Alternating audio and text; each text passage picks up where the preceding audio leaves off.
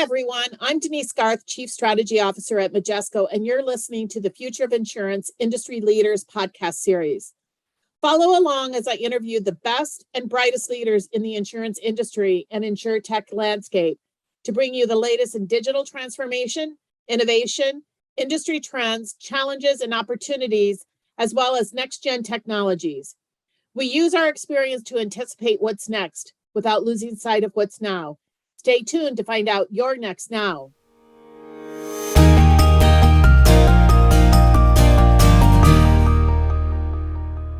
Welcome, everybody, to today's Future of Insurance podcast. And I am absolutely thrilled to have Bob Pick with me, the EVP and CIO for Tokio Marine North America. I know everybody tends to know Bob. He has a lot of perspectives and insight like I do. So I think you're going to be in for a real treat between the conversation we have. So welcome, Bob.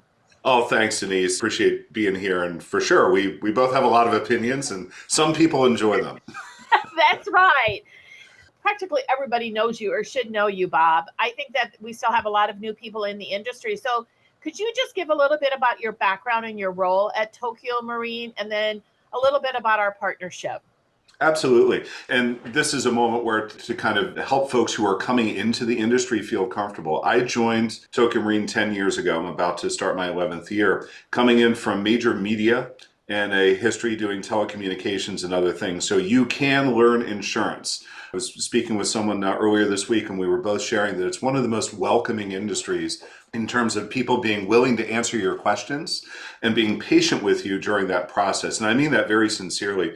Insurance is full of smart people, but people that are willing to teach you the ropes. It's really been a great transformation. My educational background is all wrong for anything I've ever done for a living. I'm a social science person, history, poli-sci, historic preservation, history of urban design, a lot of architectural history, but caught the tech bug when the web was invented, and with a lot of gumption and the help of a number of people around me, made myself into a programmer and then launched off into a career doing nothing but IT. So it's been a fun run. But my role at Tokio Marine is caretaking three of our Tokio Marine group companies: Philadelphia Insurance, Tokio Marine America, First Insurance Company of Hawaii. We also provide support for a couple of other Tokio Marine companies in various ways. But that's my day job. My night job is group deputy CIO across the entire group, where I help get people together, make sure that we're working in concert and leveraging the power of our group. Tokio Marine now being 50,000 people in almost 50 countries with about 50 billion in annual revenue.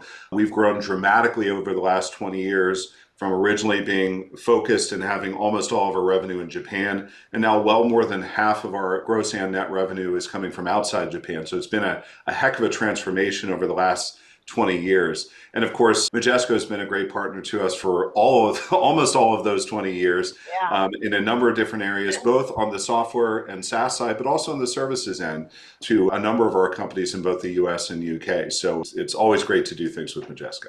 Funny that you say that about the industry, because I think that it really is a small community and everybody does know everybody. And there is a real desire to do good within this industry. And I think that is really an element of the culture of the industry that is so powerful. Absolutely. And we see that especially in our Asia businesses, where insurance is viewed a little differently in some of those countries. And I'll say Japan as an example, where insurance in the West, is predominantly viewed as almost a necessary evil. You got to have it, got to do it.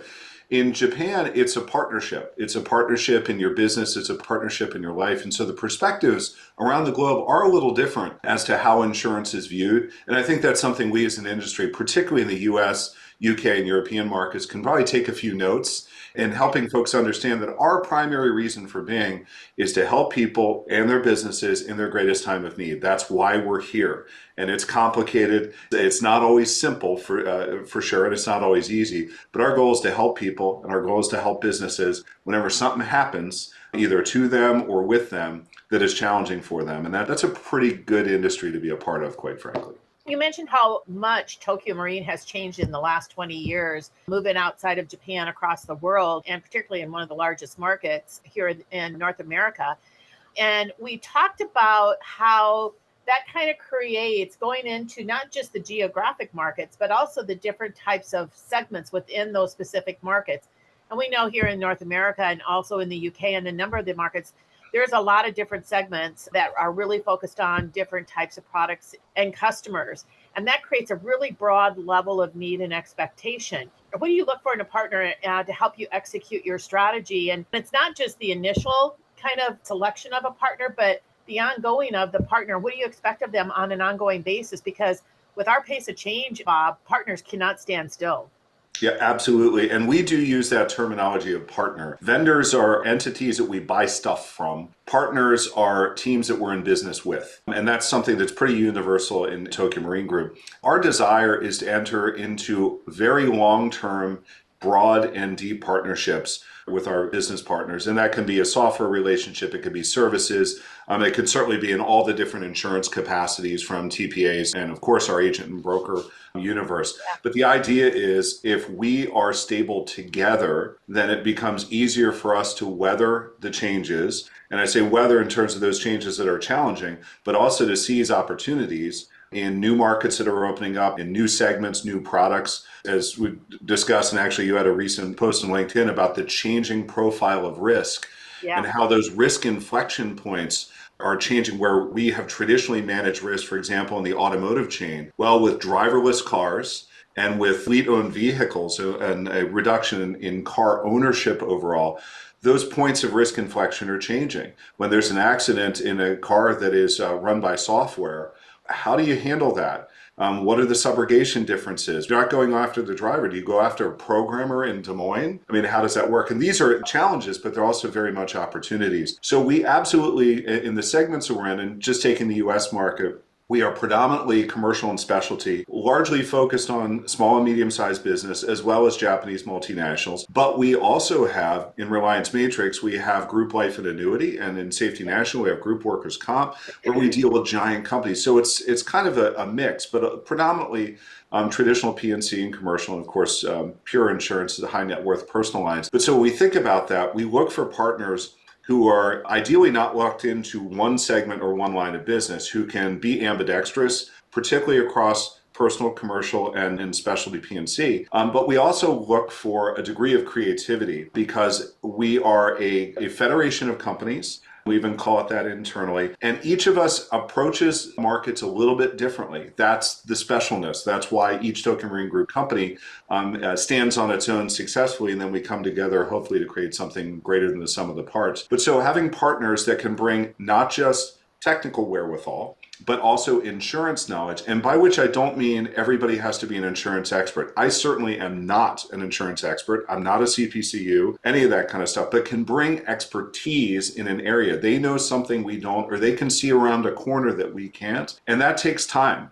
And that's one of the things, like with our friends at Majesco, spending time together over months and many years, just getting to know the nuances of our business, us getting to know the nuances of services and the experts that Majesco has is extremely helpful in being able to see through all these particular bits of dirt and noise in the market as it's continually evolving. When you and I were talking about this podcast, one of the things we talked about was a concept that I hadn't heard before, and I really love it, is about fat core versus thin core and middle core. And you talked about what each of those mean, but how the value of middle core is really where you see the biggest and greatest business value and agility for Tokio Marine.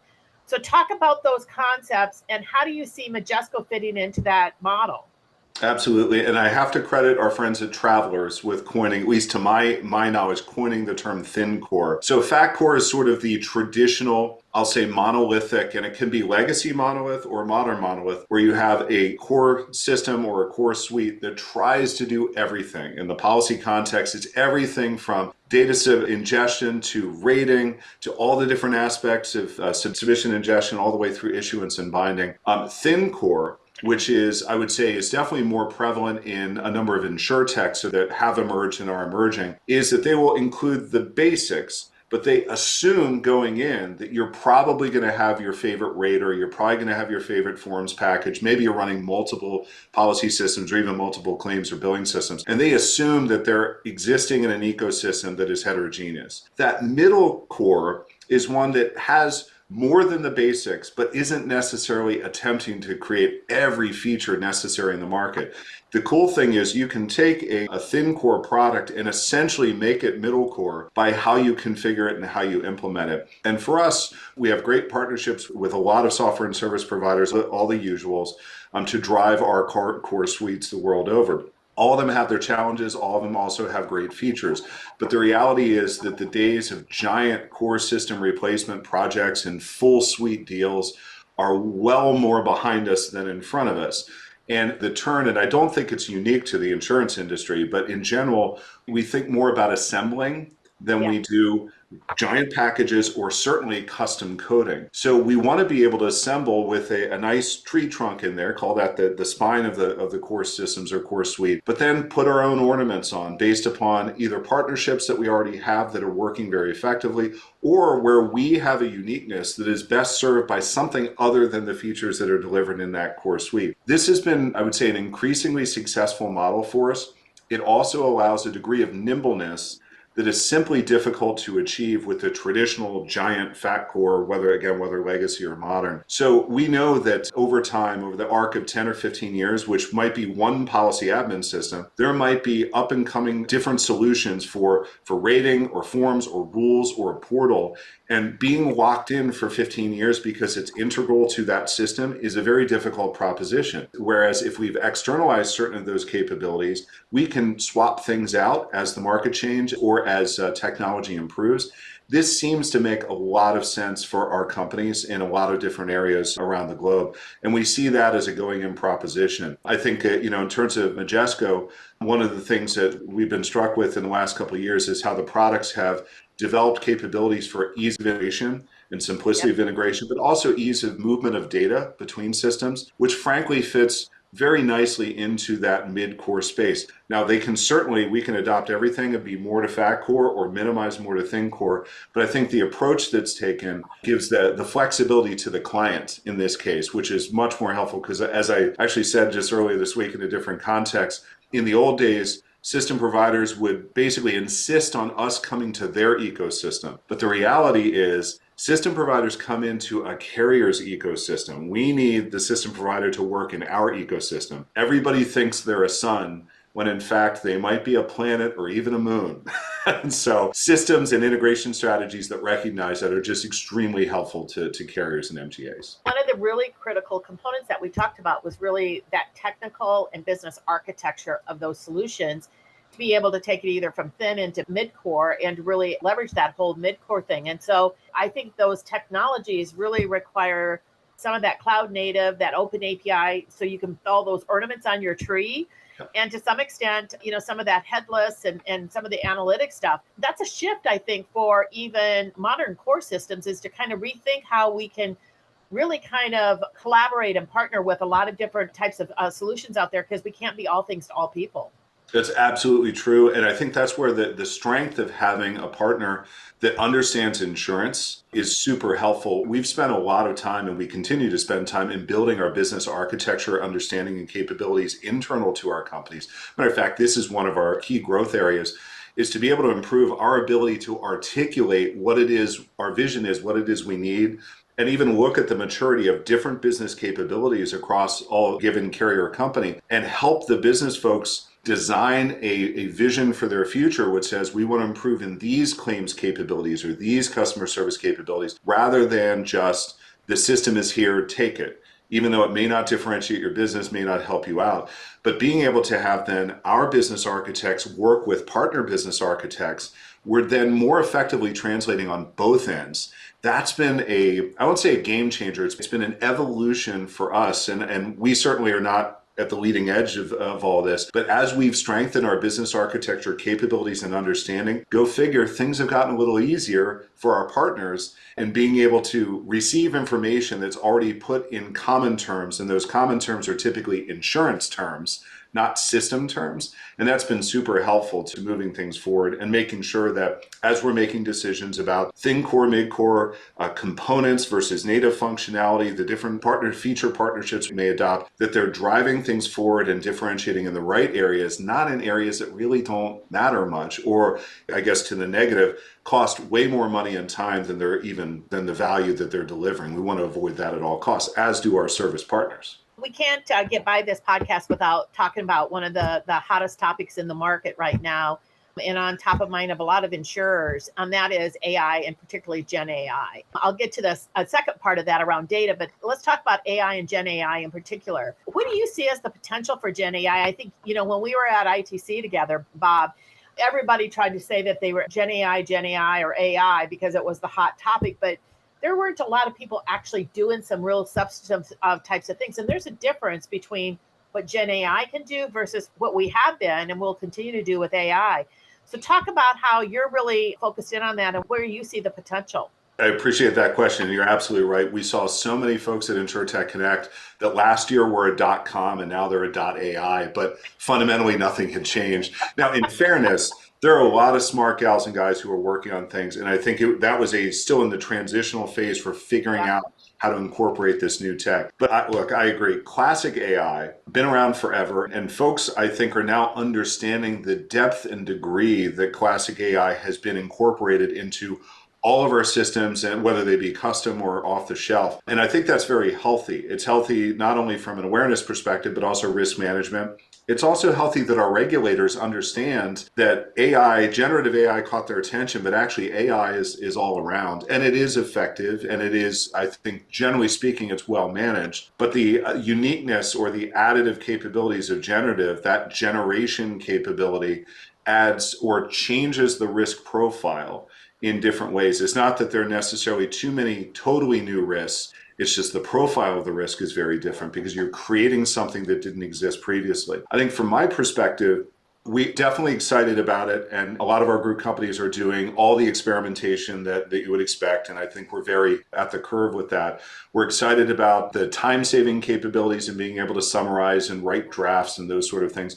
We're definitely excited about the analytical and we'll call them enhanced search capabilities, because generative AI never forgets. So you're able to rely on it to understand all 50 states or all different markets, and you don't have to have that in your brain. The flip side is definitely recognize that in our particular business uniquely, where we have to be able to show our work, and we have to be, the data that we become aware of, we just can't ignore. Things like hallucination, drift, bias, and toxicity have an amplified risk effect for us if we're not careful. Not to mention that you have a whole scads of evildoers trying to poison LLMs and do all sorts of things. So it's not just happenstantial. Your data took you in a direction you didn't expect. You might have an evildoer that's trying to torque that data to get you go somewhere else. But I think to sum it up, I would say, as I look over the next few years, I would expect that the lion's share of the generative AI capabilities that we're consuming will come from platform partners. It won't be custom to us necessarily. It might be bespoke for the industry or particular line of business, but these are things that will rely on partners to work into our existing platforms. But then there's that 10 or 20% where it is going to be very interesting. Some of the things we're already doing where it is highly bespoke to us. And we're beginning to explore how that might provide a new differentiator for us, or at least provide a way to get more efficient or certainly more speed internally with some of the techniques and capabilities.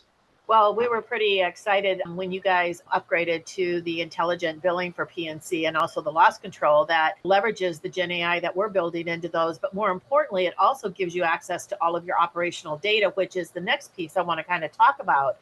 Is we talk about data, and throughout my entire career, and particularly when I was at Accord, I said, data is really the lifeblood of this industry, but we've never really had managed it well, and we didn't always have access to all of it. I think having access to all of your operational data, but you've also got to have access to other data outside of that, whether it's through data aggregators or other types of devices. Talk about this whole concept of data and intelligence and making sure that you've got all of that and throwing it into a lake house and being able to look at your own type of operational reports, but also to be able to do something more maybe with an AI that you can really aggregate the data and look at the data uniquely the way you guys want to. Absolutely. I think one of the problems with data is there's so much of it. And Yeah. it is so variably managed. I do think in this exact context, but referencing generative AI, one of the things that generative AI has put a fresh spotlight on is data engineering. Getting that data correctly prepped and positioned to be useful in the context in which you intend to use it. And so I think that plays forward into all sorts of operational data and different paradigms, whether it's a data warehouse, whether you're throwing it on one of the data virtualization engines, whatever it is. But I think the key is the now having enhanced tooling available or coming in the form of generative AI. It's being able to much more easily make sense of it, being able to ask a spreadsheet a question. It really, as a very simple example, it really facilitates exploration for those who may otherwise have been intimidated or not had the right training or perspective to go in and use the previously much more technical tools to do self-discovery in data. So it does simplify it, by which I don't mean it becomes child's play. It lowers the bar, creates a gateway where we talk a lot about citizen development. This is citizen data exploration, where it doesn't take an IT team or a data engineering team to let people begin to explore data. I think that's huge. Now, that said, again, we're insurance, we're regulated. We have to be able to show our work. We can't just say the AI told us, or the answer I got in English from the spreadsheet was this. So we have to be careful, but that goes now to the excitement around generative AI, creating interest in people in learning more and getting trained in techniques versus just us having to rely and hope they're doing the right thing. But the operational data that all of us have, I think all of us view as part of the differentiator that we have. It differentiates us in perhaps different ways depending upon segment or the focus of the business, but it has been impenetrably difficult to get the depth of insight there short of giant IT projects and a lot of platforms. So I think this really does release the potential for greater insight more easily obtained. But also, as you alluded to, the breadth of insight, the merging or the aggregation of internal data with external data. And third-party data, we all know in insurance, there are data clearinghouses, there are partners and brokers of data. And there's goodness in that because they can normalize the feeds. The downside is, it's kind of like the value-added tax. It just goes up in expense and complexity and all that. But as the universe, and I'm thinking auto manufacturing, they have come to know that their data has value and they're able to aggregate and present their own data to us.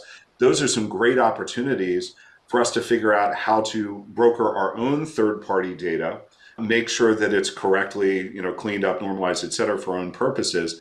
The challenge is, can a carrier really do business with all data sources and that sort of stuff? So that's when we look to partners who already have data marketplaces and data structures and rules capabilities to allow us to do that. So we're not having to create our own fat core data environment. We can work with a partner to give us those seeds, and then we build what actually is useful and differentiates to us. I'm speaking kind of architectural platitudes, but it's a big, big thing. Bunch of different ways to go, but it has never, in my opinion, been easier to integrate systems, to integrate data, to transform data, and access data than it is now. And it will be easier 2 years from now, 4 years from now on down the line.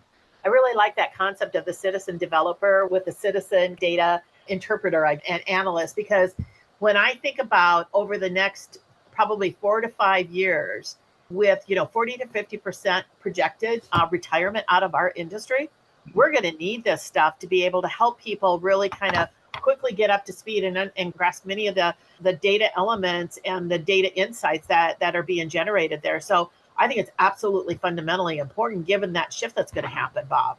Absolutely. And I think one of the key areas that it has had a lot of talk, and certainly some new products or emerging products come out, is surrounding creating in the underwriting space, for example, an underwriting co-pilot where you can take the accumulated knowledge of very senior underwriters and not do it for a junior underwriter, but actually counsel them through their risk assessment whenever they're examining a risk using model policies have been done, guidelines, et cetera, help them through that to accelerate their learning in a way that is much more difficult. It would literally have to be scripted previously. Now it can be much more dynamic and even change on the basis of in ISO or changes in particular market conditions.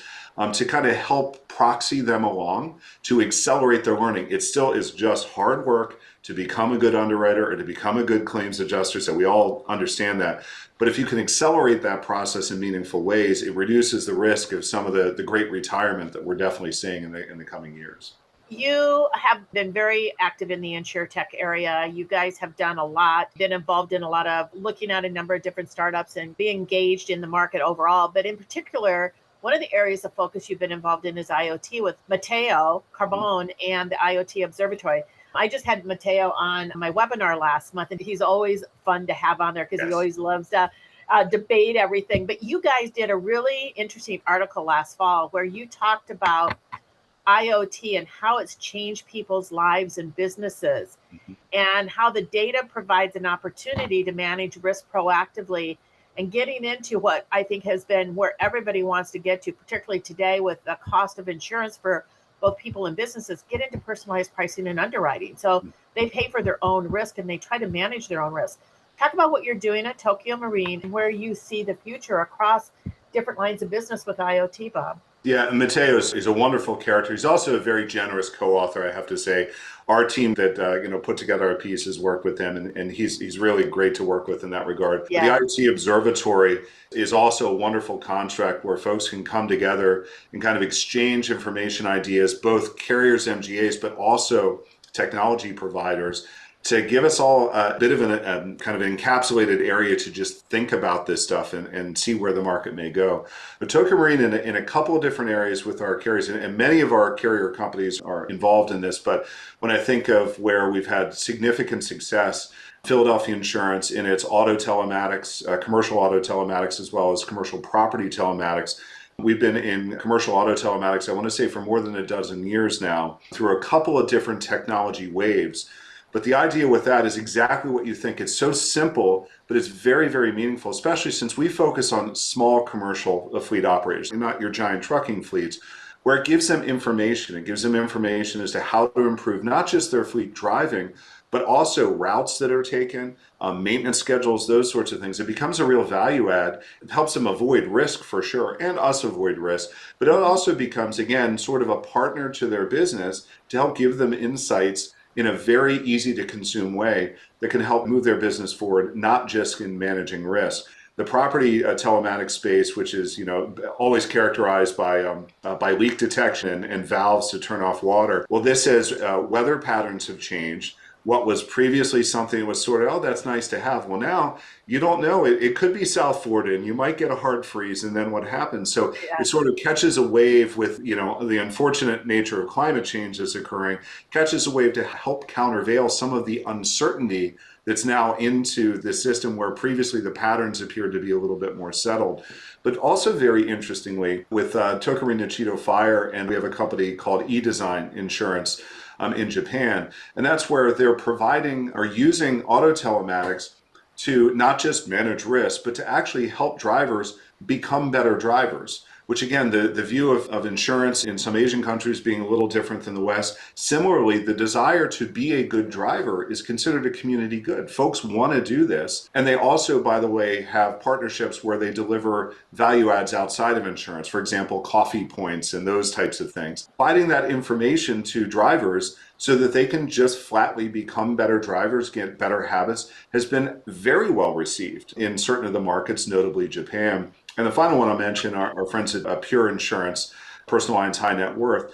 They have actually created basically a whole control center to help manage and monitor telematics are installed in people's homes, to make sure that they're getting alerts when things go wrong, to really provide that broader white glove service.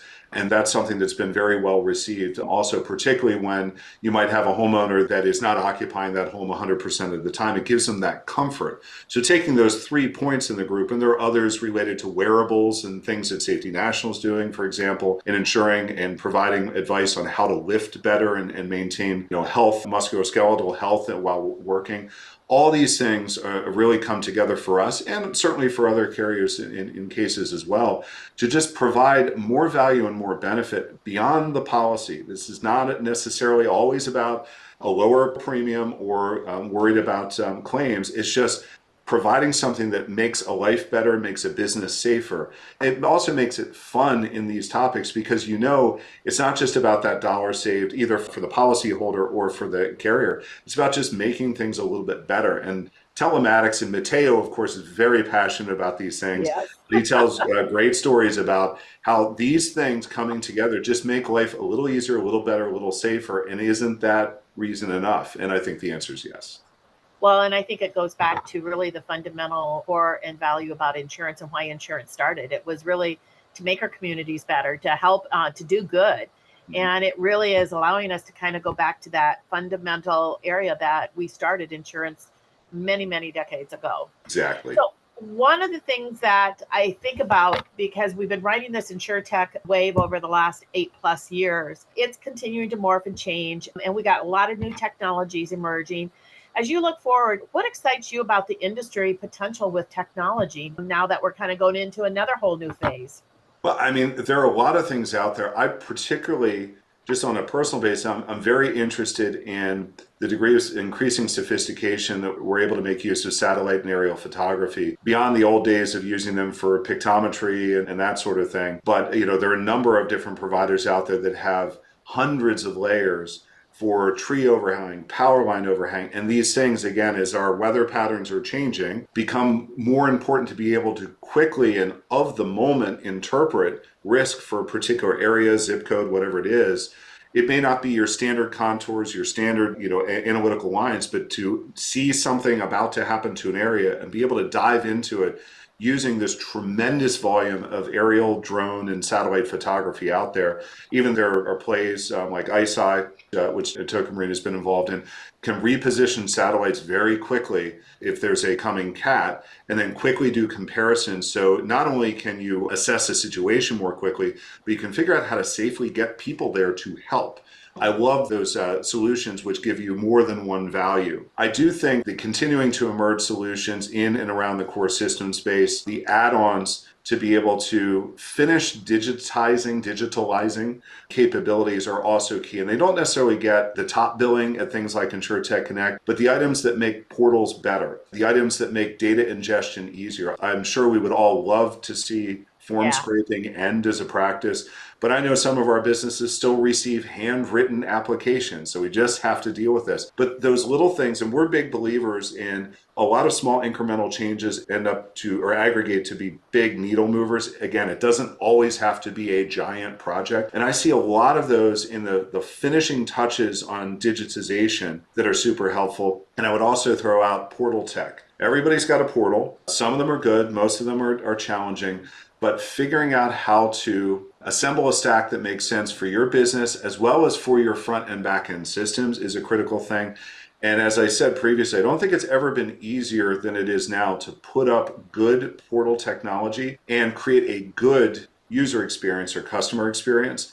So there are a lot of plays in ITC that, quite frankly, are not specifically insurance in every instance, though they have characteristics or features that they've developed for insurance, but they're really about normalizing the insurance experience with other great experiences. And one thing that we certainly see in the commercial side is that particularly small and medium-sized business owners import preferences and habits that they gain in their personal experience into business. So they expect their commercial insurance to be almost as simple as their personal insurance, even though the complexity on the back end and underwriting is wildly different perhaps.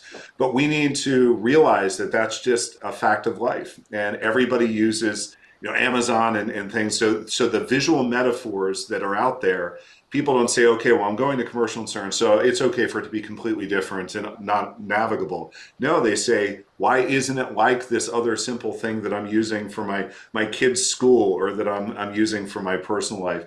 So those types of plays that I think are creeping up in InsurTech Connect and with InsurTech generally, those are very helpful. They don't always answer exactly what we need. And that, of course, is one of the challenges of InsurTechs is they often only solve one thing. And when you have to pay the freight of integrating just to solve that one thing, it can be a little less exciting. But some of those one things put together really do move the needle. And that's why a dynamic InsurTech community continues to be really helpful and I would say necessary to fill in some of these gaps that the giant folks aren't doing, but also to spawn those new ideas to create those combinations of things that we never would have thought of previously. And why middle core becomes so important to be able to leverage all of those single-threaded ideas to be a bigger picture and a bigger whole. Exactly, yes. I always like to end the podcast, Bob, with the same question, and no pressure here, but we're fast approaching about 100 podcasts. I think I've had less than a handful of similar words used. But if you could use one word or phrase to describe the future of insurance, what would it be and why? Yeah, you know me well enough to know it's very difficult to come up with one word. I have praise there. That's why I have praise. I would have to say, and I never would have thought this 10 years ago coming into insurance, particularly commercial insurance, the word that comes to my mind is dynamic. And it's because so many things are changing. And some of them are changing arguably for the worse, but so many of them are changing for either the better or the wider. The dynamicism that I see is certainly greater than 5 years ago and absolutely greater than 10 years ago. I don't see it letting up. And I see it as it's that universal mix of challenges and headaches, but also some tremendous opportunities that are coming to the fore. Again, as you've discussed in other forums, that changing risk profiles, changing risk inflection points, I think creates a lot of opportunity. And that's the dynamicism. It feels like it's a living, breathing beast now in the opportunities as well as the challenges that we have, both personal and commercial for sure. I love that word, and I'm sure you can state the same thing. I don't think there's been a more exciting time in this industry than it is right now because there's so much opportunity to really kind of change everything to be even better and to address the many challenges that we've got out in the world from a risk standpoint. I completely agree, which also means there's pressure and there's rising expectations. As I hear myself saying, it's never been easier to acquire data. It's never been easy this. Well, all that means is that the bar goes up. Well, sir, it's never been easier, you said. Therefore, we should be able to do more and different. That's very reasonable because the ability to meet the challenges and the opportunities that are coming up, we've never had more tools. The InsurTech community has never been bigger and broader. I recognize investment ebbs and flows. Yeah. There's a huge number of potential solutions out there. There are many great partners that have really come to the fore, bringing the technical expertise, but marrying that with deep insurance expertise. So it's kind of the world's our oyster to put that together to tackle these challenges. But I'm not going to lie, it's daunting and it's intimidating, but it is exciting. Bob, it's been fun having this conversation today, but more importantly, thanks for your leadership and all of the great ideas and things that you always bring to the table, either through our partnership, but even more importantly, into the industry, because I think it's that uniqueness of our industry, the collaboration, pushing back, debating of different ideas is what really helps us move forward. And I really appreciate all of that insight and that thought leadership and that, quite frankly, strong leadership to really bring all the best to the table. Thank you very much for that. And I have to call out that once I had joined Tokio Marine, you were one of the first external kind of name brand well-known folks to literally welcome me. And I appreciate that. I haven't forgotten that. I remember the conference room it happened in, but I really do appreciate that. And I completely agree. This is a great time to be in insurance. It's also a very challenging time to be in insurance, and both of those make it a lot of fun. Like I said, it's a small community. I had even forgotten that, Bob. And now I remember which conference room I was in. Well, you meet a few people a day, so. Yeah, over my career. Yep, that's right. Well, once again, thanks, Bob. I am sure you're going to have a lot of questions for you in all of the upcoming events, the spring and early summer season events, and I'm sure I'll see you at InsurTech Insights at one of the first ones. Absolutely. Take care. Thank you. That's it for this week's episode of Future of Insurance Industry Leaders podcast. Subscribe to our market-leading podcast series available wherever you get your podcast from. Thank you for listening and be sure to tune in the next time.